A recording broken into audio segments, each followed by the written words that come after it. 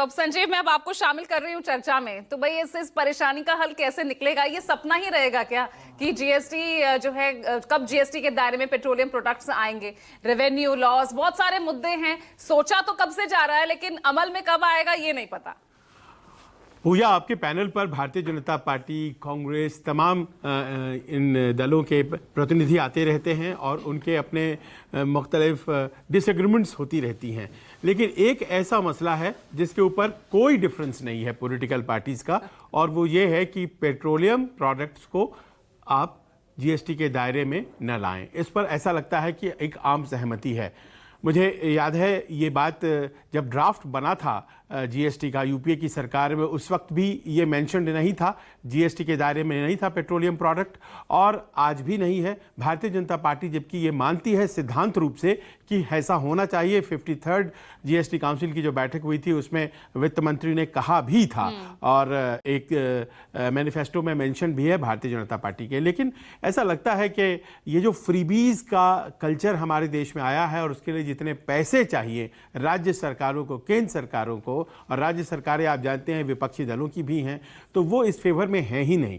लेकिन हकीकत आज की तारीख में ये है पूजा कि अमेरिकी टैरिफ जो हैं वो रूसी तेल खरीदने की वजह से हम पर लगाए गए हैं, और अमेरिकी टैरिफ का असर जो है वो करीब करीब कई बाज़ारों पर हम देख रहे हैं, चाहे वो गारमेंट्स की हों, चाहे वो डायमंड्स की हों, और इस तरह से बहुत सी चीज़ें। तो उसका असर आम आदमी तो झेल रहा है, लेकिन वो जो तेल आ रहा है उस तेल को कम कीमत पर खरीदने की वजह से आम आदमी को इसका फ़ायदा नहीं हो रहा है। वो रिफाइन होकर के वापस बाज़ार में चला जा रहा है, बिक जा रहा है, तो आम आदमी की जेब पर इसका फ़ायदा नहीं है। मुझे लगता है कि तमाम जो कंसेंसस हैं वो बनती रहेंगी अगर इस कंसेंसस पर विचार नहीं होता है कि जीएसटी के दायरे में पेट्रोलियम प्रोडक्ट्स को लाना चाहिए। आप कल्पना करें, एलपीजी सिलेंडर जो है वो अगर 5% उसके ऊपर आज की तारीख में जीएसटी लगता है, अगर वो न लगता तो सोचिए कि कीमत क्या होती उसकी।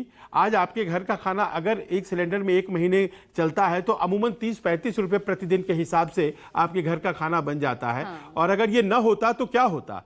आप रेस्टोरेंट में जाते हैं, वहाँ पर 18% एलपीजी सिलेंडर्स पर लेते हैं कमर्शियल में, लेकिन वहाँ पर थोड़ा महंगा हो जाता है। वही दाल आपको घर में इसीलिए कम कीमत में मिल जाती है, वो थोड़ा महंगा हो जाता है। लेकिन सोचिए कि हम लोगों ने एलपीजी जो है वो डेराइवेटिव है उसी पेट्रोलियम प्रोडक्ट का जिसको हम इम्पोर्ट करते हैं, उस पर तो हमने जीएसटी लगा रखा है, लेकिन पेट्रोल और डीजल पर भारतीय जनता पार्टी और कांग्रेस की बड़ी सहमति है। और मुझे लगता है कि ये सवाल आगे भी आपको पूछना ही चाहिए पैनलिस्ट से। जी बिल्कुल। विश्वास पाठक साहब, जवाब तो आप ही दीजिए, भी आपके तो मैनिफेस्टो में भी शामिल था।